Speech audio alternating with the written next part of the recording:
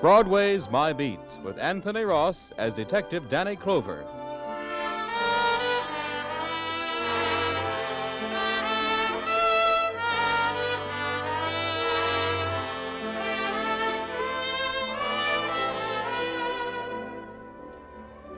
Broadway's My Beat, from Times Square to Columbus Circle. The gaudiest, the most violent, the lonesomest mile in the world. That's the street I walk. But today, trouble is waiting for me in the squad room of the 47th Street Station House. Lieutenant Clover? That's me. Well, they Danny told me Clover. Told me out front I'd find you here. You've got to help me. Sure. Hey, by those tags on your shoulders, I see you two fellas are in New York for a convention. What's your trouble?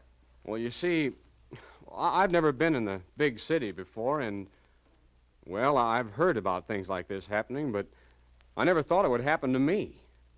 A girl is trying to blackmail me. Blackmail? That's right. Now, there's nothing to it, but if my wife finds out about it... Hey, wait a minute, young fella. Now, make me acquainted with you first, and then we'll listen to your troubles. Oh, my name's Peter Daly. I'm stopping at the Cleveland Hotel. Exactly 2 hours, my wife arrives in New York. Hold on. Where are you from? You sound like Kansas. No, Arkansas. That's close enough. Who's this gent with you here? I'm his friend, Lieutenant. Name is Ben Cotton. Pete asked me to come up here to the station with him, sort of moral support, poor devil. You from his hometown? Yes, sir, Little Rock. We're partners in a little business out there. We've been in New York a week now, Pete and I, attending a convention. Oh, boys. When will you out-of-towners learn how to relax in New York without getting into trouble? You attend a convention, you gotta go unconventional. Oh, sir, I don't even know that girl. She's a stranger to me. Huh? Well, then I don't get it. Just what did happen? Well, a lot of the boys, after yesterday's convention session, went down to the Hi-Hat Club and, well, I'm standing at the bar, Lieutenant, having a drink, minding my own business. The bar was pretty crowded, and this red-headed girl takes a place next to me and asks for a light, and I give it to her. Lesson 1. When a strange girl asks you for a light, zip your wallet. Yeah, go ahead. What then? Well, a little while later, the nightclub photographer passes by, and this redhead stops her and says to her she'd like her picture taken, right there against the bar. And just as the photographer is about to snap her picture, this redhead takes my arm with a laugh to include me, you see, and, well, I was feeling pretty good, so to enter into the fun of the thing... Hello, sucker, she must have been saying under her breath. So, well, you both listened to the birdie. Yeah, and when I got back to my hotel, I thought nothing more about it. This morning, I got a phone call. From the redhead? That's right. Oh, she'd sell you the picture for a price or show it to your wife, huh? That's right. Why, she wanted $500. I don't have money like that. How'd she know you were married? Well, Lieutenant, I never told her I was married. Hardly said a word to her. What? Well, then how did she I don't know. Why, she even knew my wife was arriving in New York at 2 today. Can you beat that, Lieutenant? Go on, Daly. Well, she told me over the phone that unless I came across with the money, she'd mail that picture to my wife today. So what'd you tell her? Well, I told her I wouldn't give her a cent. Why should I pay her? Look, Lieutenant, believe me, I'm a happily married man, and I haven't done anything wrong, but what'll my wife think if she gets that picture? Daly, what's the name of that redhead and where does she live? Well, I don't know that. She didn't tell me. Well, then how did she expect you to get to her with the dough? Well, she said if I was agreeable, she'd tell me where I could leave the money, and she'd later leave the picture in the same place. But I told her nothing doing. I'd go to the police first. Then she hung up. You did the right thing by coming to the police. Well, but if she sends that picture to my wife's an understanding woman, Lieutenant, but after all, if I could get my hands on that girl, I swear I'd kill her. Hey, Go on. Pick up your wife at the station, Daly, and relax. I'll drop into the Hi-Hat Club, see if that redheaded is known over there, and Daly, make sure your wife puts you on a leash.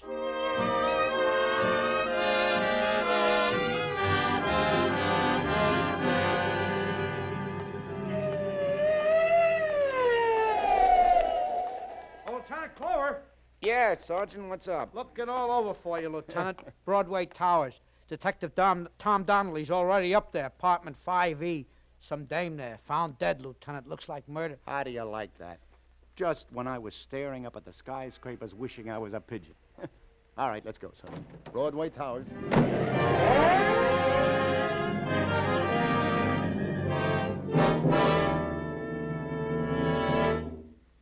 Who is she, Tom? Name Rita Rondell, Danny, according to the building superintendent. Redhead, huh? Yep. Fractured skull. Body was discovered by the super, hmm? Yeah. No witnesses. No one seen entering or leaving. Hey, look over that back room, Sarge. Right, Lieutenant. Say you found the phone off the hook, Tom? Yeah. Yeah. Well, looks like the whole scuffle was over that phone. Yeah. Hey, what's this written on the calendar here, Danny? Bobo, 1 p.m. Yeah, let me see. Bobo. Could be some guy. Ask around the stem, Tom. Any characters named Bobo. Okay. You say Doc places a death about 1:10. Right. Well, whoever a visitor was, boy, they had quite a tussle. Say, Danny, look here. I found some photographs hidden in the bottom of this drawer. Take a look. Well, what do you know? What's the matter, Danny? Hey, you remember that nice guy, Daly, from Little Rock, came in the station house this noon about a blackmailing redhead? Yeah? Yeah, this is him. With Rita Rondell. Taken against the bar at the Hi-Hat Club. Look. Yeah. Yeah, how about that, huh? This must have been the dame who was trying to shake him down. And this is the frame-up picture she meant to sock him with. Yeah, so this is the redhead. And me, I'm looking all over for her. Open and shut. Remember? He said he'd like to kill her? Never can tell. He didn't look that mad. Ah, well. Like I always say, cherchez le motive and you got your man. Shall I bring him in? Hey, hold your horses, Tom. There's no evidence he had anything to do with this, but I better drop in on him and have a little chat. Question him, huh? Yeah. Anything else turns up, let me know. And check Bobo. Right. I'll keep in touch. Poor Daly. I feel sorry for him. And with a wife just arrived in town. Tom, this is going to be a heartbreaker. Especially if the little lady from Arkansas answers the door.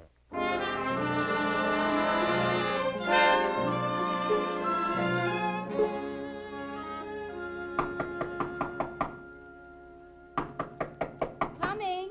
Just a moment. Mrs. Daly, Yes? is your husband in? Why, yes. He's just lying down for a bit. Who shall I say is... Mrs. Daly, I'm Lieutenant... Well, isn't old Artie? Clean forgot our appointment, fella. Huh? Oh, darling, I want you to meet Art Smith. He was my lieutenant, 3rd Airborne.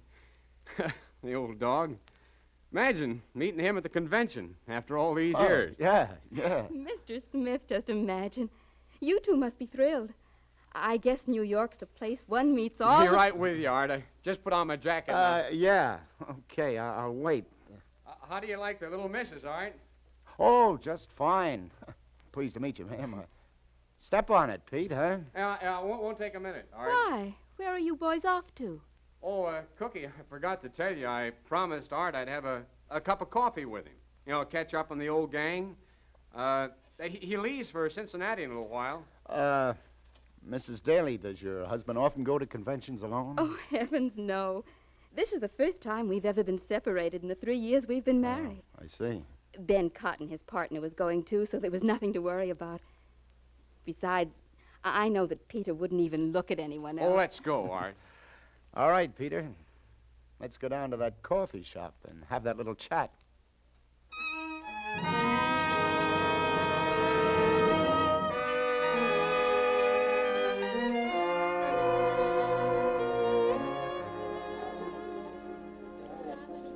Yeah, we can talk right here in the lobby. Yeah, okay. That's one sweet wife, Daly. Yeah, you can say that again. You can see why I didn't want to let on you were a police officer. Yeah, I got it.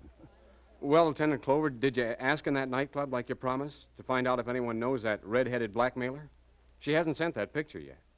You wouldn't be kidding me, mister, would you? What do you mean? When did you see her last, this Rita Rondell? Oh, is that her name? You found that out? Well, why, last night at that bar. You didn't go to her apartment today? At 1 o'clock, say? You know, son, if you're on the level with me, I'd be about the happiest guy on earth. What do you mean, Lieutenant? If I'm on the level? What's up? Rita's dead, son. Dead? Mm-hmm. We found that picture you were talking about in her apartment. What happened? Oh, there was a scuffle from the look of the place, and she fell against something in the struggle and fractured her skull. Probably accidental, but There'll be a manslaughter rap for somebody. My gosh. Well, who do you suppose? Daly, right now, I don't have any idea, but my men are going over that apartment, inch by inch, police routine. I'll get a report just as soon as I call headquarters, but before I put in that call, were you or were you not in Rita Rondell's apartment? No. Well, I told you before I didn't even know where she lived. Good, good. Come on, now let's walk over here to the phone. I'll call headquarters, and if nothing else turned up, you can go back upstairs to your wife. Yeah, she'll think it's funny, my leaving her to talk with you so soon after she gets to New York. Yeah, you wait outside the booth, will you? I'll only be a minute.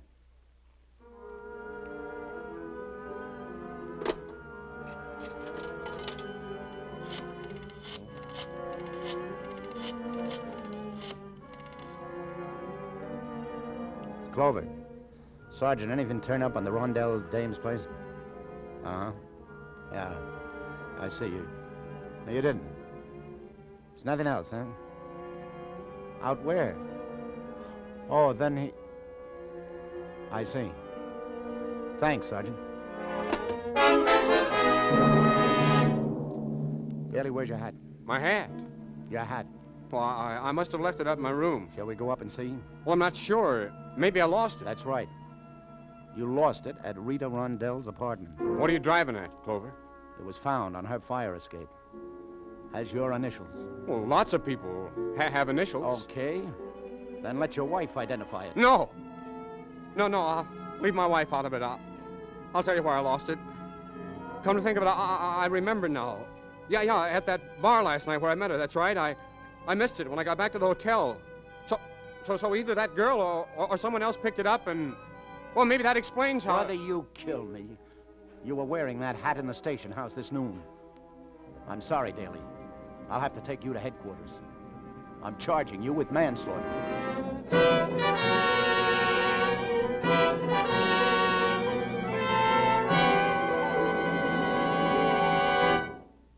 You're listening to Broadway's My Beat. We'll continue in just a minute, but first, Sunday nights on CBS are famous for their top comedy with Jack Benny, Amos and Andy, and the other great comedians, for the splendid drama that Helen Hayes brings each week, and for the appearance of one of the greatest detectives in modern times, Sam Spade, created by Dashiell Hammett. Sam Spade's approach to crime detection has now become the pattern for many another sleuth, but none so well combines the hard-boiled view toward a fast dollar, the down-to-earth appreciation of a well-formed ankle, and the readiness with a wisecrack. A bestseller in the fiction field, Sam Spade's adventures on the air are now among the top-rating mystery shows. You will find here tonight and every Sunday night on most of these same stations, Sam Spade, ready for rough-and-tumble action and a battle of wits in the best Dashiell Hammett tradition.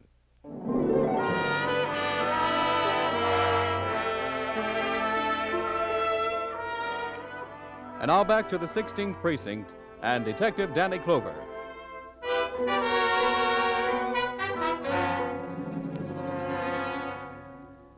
Why, this is awful.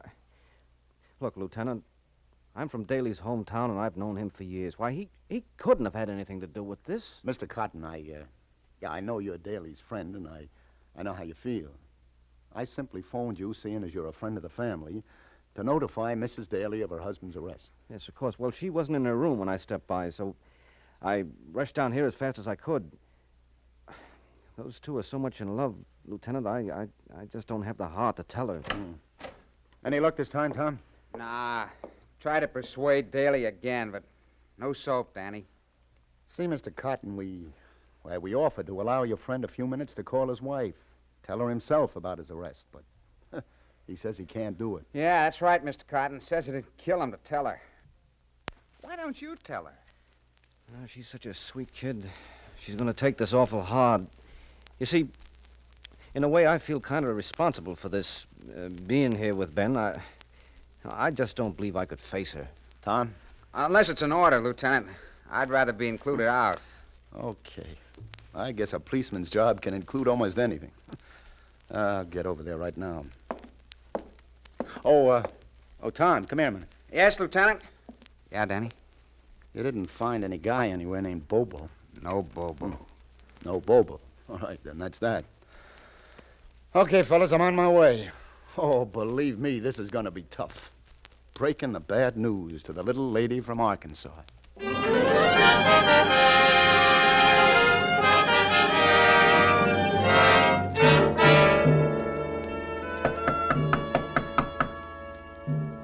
coming, Peter. Peter, Oh, why, it's you, Mr. Smith. Where'd you two boys get lost? Where's Peter? Isn't he with you? No. No, Mrs. Daly. Say, let's go inside. I want to talk to you. But I don't understand, Mr. Smith. Where is Pete? Well, the fact is, Mrs. Daly... Where, for goodness sake? Well, I mean, the fact is, Mrs. Daly, I'm not... I looked downstairs for you two and couldn't find you anywhere. And now you come back alone and... Do tell me, you frightened me. Has something happened to him? Mr. Smith, I thought you had to catch a train. Well, now, you see, that's just what I wanted to explain, Mrs. Daly. Oh, I get it now. You went to a bar instead of the coffee shop, so you missed your train and he... Oh, Mr. Smith, why didn't you say so in the first place? You had me so worried. Oh, no, I'm sorry, ma'am, Where is but he? Is he in bad shape? Well, you just bring him back here, no matter what condition he's in, and I'll take care of him. Maybe some coffee would help. Do you hear me, Mr. Smith? Mr. Smith? Mrs. Daly, I'm not Mr. Smith. What? You're not? It was all just an act. I'm sorry. I mean, your husband called me that when I came in before, and, well, I played along. An act? What in heaven's name are you talking about? And who are you? Detective Lieutenant Danny Clover, ma'am, of the 16th Precinct. Your husband... Oh, now, wait a minute. Here, let me help you. Hey, perhaps you better sit down. No, I'm all right. Please go on. Something happened to him. An accident or something. Is he hurt badly? No, he isn't hurt. Oh, that's good. Ma'am, your husband is under arrest. Under arrest? Peter?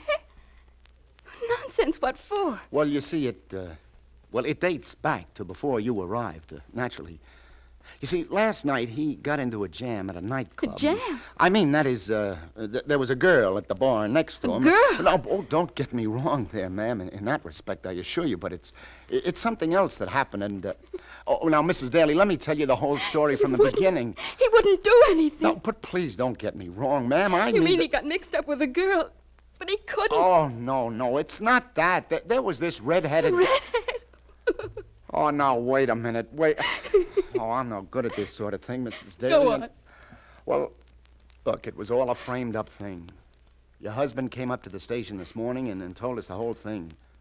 Your husband was blackmailed. Blackmailed? But you said he was framed. Yeah, well, as far as the the girl is concerned, there's nothing to it. Oh, of course, I should have known. He was framed with a picture taken at a bar and, well, to protect you, to keep you from seeing that picture. Well, well, a picture. What would I have cared about an old picture? There's nothing to it. Everything's all right. But you said Peter was arrested. Well, you see, ma'am, to keep you from seeing that picture, I figure maybe he went up to that girl's room and there was a little fight or a struggle or something, and this girl fell. Oh, she's hurt. She's dead. Dead? She's dead? Oh, no, he didn't mean well, it's a charge we call manslaughter. Manslaughter? He didn't. He couldn't have killed anyone. Does he say he didn't? Yes, ma'am. He denies he was even in her apartment, but you see, there's some evidence. Then I believe him. And you've got to believe him, Lieutenant. My husband's never told a lie in his life. He's incapable of lying. Ask anyone in Little Rock where he's loved and respected, and they'll tell you. But, Mrs. Daly, the evidence I don't care shows what that... evidence you say you've got. His word's good enough for Look, me. Mrs. Daly, and I'll tell you something else, sir. If he was guilty, he'd have told me so. In our whole married life, he's never held back one single little thing. Lieutenant, my husband didn't kill that girl. And if he says so, he was never even up in her apartment. Well, ma'am, I'm glad to hear you talk like that. I was pretty sold your husband was holding out on me, but maybe there's a chance he was telling the truth. Could be he was framed again. I'll go back and have another talk with him. I'll be praying, Lieutenant. Yeah, Mrs. Daly. You do that.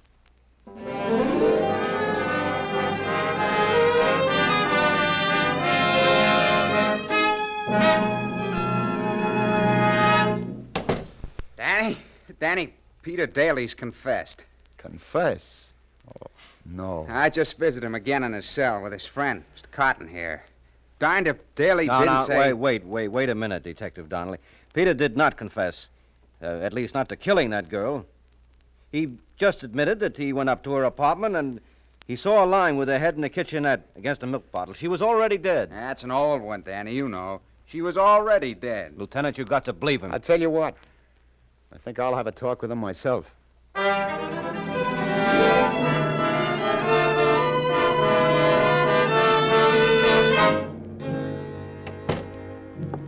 Hello, Daly. They told you, Lieutenant Clover? Yeah. Yeah, so you were holding out on me. You were in that Rondell Dane's apartment. Well, I was afraid to admit. You know, you should have told me everything right from the beginning. Well, after I left here this morning, I stopped back at the hotel and she called me again. Said she'd settled for $25. So I figured it'd be worth that much to get the thing over with. I didn't tell you about it because I was afraid it'd get in the paper. It'll make the papers now, all right. Go on. Well, she gave me her address. I went up there, and the door was partly open. Mm-hmm. I didn't go in, but I could see through the open door, and she was lying on the floor. When you were talking to Donnelly and your friend just now, you told them she was lying with her head in the kitchenette. Oh, no, I couldn't see her head. Oh, I see. Then what'd you do? Well, then I heard someone coming. I got scared, so I ran down the fire escape. Mm-hmm. Oh, please believe me, Lieutenant. Poor Joan, she comes to New York for once in her life, and this has to happen. Daly, how long have you known this pal of yours? What's his name? Cotton? Yeah. Oh, way back from school days. How does he get along with your wife? Oh, fine. Oh, you see, Lieutenant, he and Joan were sort of engaged at one time. Before I met her, that is. Naturally, when Joan and I fell in love... Oh, well, so that's the way it goes, huh? Did he marry someone else? No. Ben's still a bachelor. Still a bachelor, huh? What's so strange about that? Well, what do you know?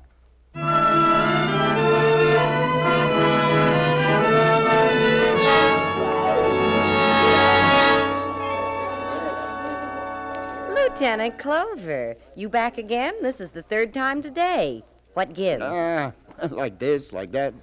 Hey, a couple of perfectos, lover. Did you come in here to see me, or did I see you keeping an open eye on that gentleman from 305 that just got on the elevator? Hey, you know him? Shouldn't I? He smokes cigars. His name's Ben Cotton from Little Rock.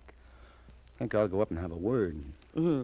Give Bobo my best. You know, for an out-of-towner, the tips he hands out, oh... Bobo, did you say? Yeah, Bobo. You know how it is at these conventions, the nicknames you pick up?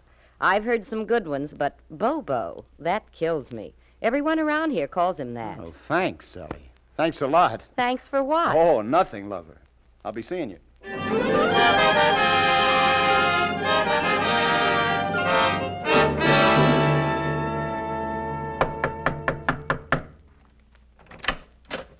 Oh, why, Lieutenant Clover. What's the matter, Mr. Cotton?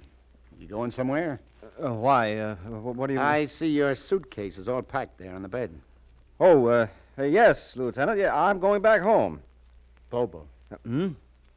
A note on Rita Rondell's calendar. Probably expecting some guy named Bobo at 1 o'clock. You know any Bobo? Why, well, that happens to be sort of a nickname of mine. I picked it up here at the convention. Why? Well, you said you didn't even know the girl. You know the inside of Rita's apartment better than Peter did, Bobo. He didn't tell you her head was against a milk bottle. Oh, I never said... No, you arranged for Rita to bump into Peter like at that nightclub. Get a picture taken with him. And then she was to send it to his wife. I'll tell you why you arranged it, too. You were in love with his wife. You wanted her to think the worst, maybe, and throw him over for you. Come on, come clean, Bobo. All right. I was up to that double-crossing redhead's apartment, but I didn't mean to kill her. Let's have the story. Well, I told her yesterday I'd give her $100 if she could manage to get her picture taken with him and send it to his wife. Oh. And then this Rita pulled a fast one. Asked Daly for $500 for it. Yeah, that's right. Ah. But when Peter went to the police about it, I got scared. So you went up to her apartment today at 1, huh? Yes, I did. To make her call the whole thing off. And she demanded from you the price she was asking from Peter, $500. That's right. And when I He refused... threatened to expose you to your friend Daly. Began to phone him at his hotel. Yes, that's just the way it happened. I struggled with her for the phone. I gave her a push, and she fell. But I swear, Lieutenant, it was an accident. So that's that. Well, okay, Lieutenant, I'm ready to go to jail. But I don't know what got into me. Trying to do something like that to my best friend. The old triangle, huh? Well, you see, I've been in love with Joan for a long time. Longer than Peter. But he came along, and she married him, and... Well, ever since, I've been hoping and waiting for a chance. Chance to break them up. Yeah, that's right. But I didn't mean to go so far. Once I got into it... You got into it, all right. Yeah, I guess I've been a real number one heel, huh? Mister, that's the greatest understatement since... come on.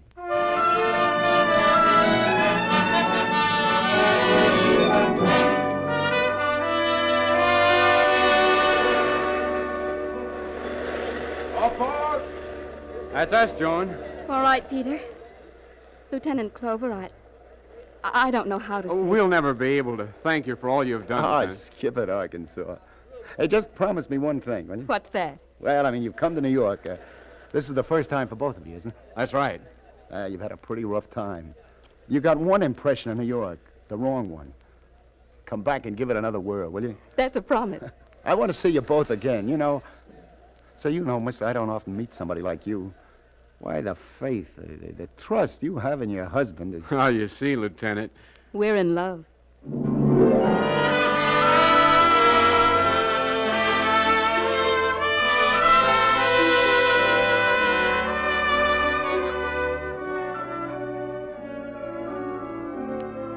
It's getting late now. 1 million lights have gone out. But I'm thinking about people. On Broadway, in Arkansas, good, bad. They get into trouble here like everywhere else. Only maybe here it's just a little bit easier. On the gaudiest, the most violent, the lonesomest mile in the world. Broadway, my beat.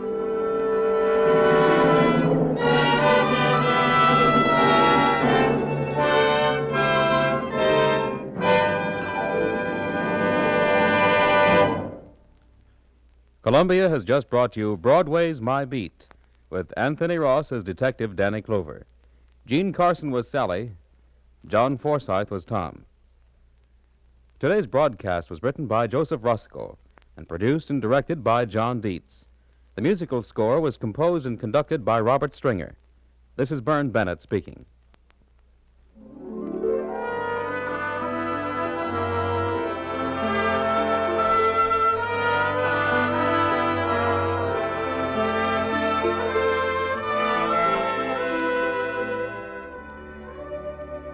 In just a moment, CBS begins the presentation of its 10 great Sunday evening entertainments.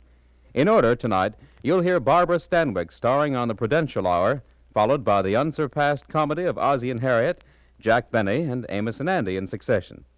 Sam Spade takes over next, and then on to Lum and Abner's delightful Jot 'em Down store in Pine Ridge, Arkansas. Then from Pine Ridge to England, as the First Lady of Broadway, Helen Hayes, brings you Noel Coward's famous motion picture, Brief Encounter.